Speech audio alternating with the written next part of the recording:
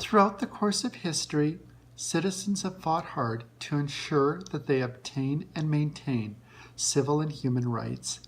In Canada, the United States, and other nations around the globe have had those rights eventually captured within legislation. As time passes, society continues to mature, and we've witnessed how those rights have been expanded upon. We've also been witness to how some political ideologies have grown over the recent years. And they've grown to the point that no matter what others state, these individuals and their ideologies are always right. And no matter how much the citizens, that's you or me or others, who would be directly impacted by these ideological changes, or how much our allies protest or try to offer their counter arguments or facts, these individuals consider that to be irrelevant. They're also very quick to dismiss any documented evidence that's being presented as alternate facts or incorrect information, and that's even though they have no sound evidence when making those dismissals.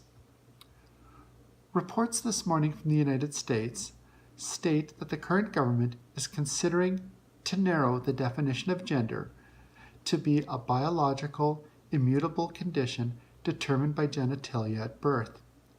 If it is implemented, it would essentially eradicate federal recognition of an estimated 1.4 million Americans, and it would also impose a definition of what it would mean to be a man or a woman.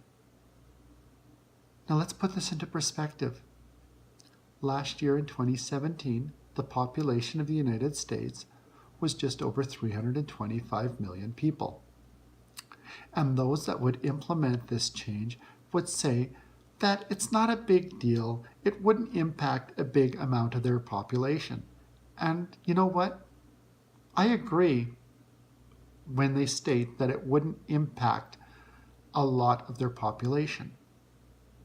Because if you take 1.4 million out of 325 million, that's only 0.4 of their entire population.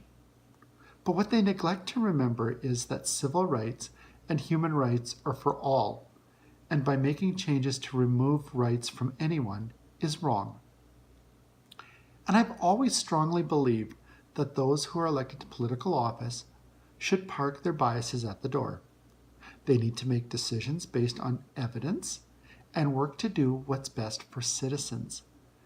And that's not just to work and make decisions that are limited to those who voted for them or who share their same political ideologies.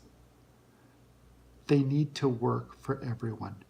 And I strongly believe that once civil rights and human rights are entrenched in legislation, they shouldn't be taken away. If anything, those elected political officials should seek to continue to strengthen those civil and human rights as society continues to evolve, rather than take steps to eradicate them. Do you believe the same? My name's Stephanie Shostak, and this has been my opinion.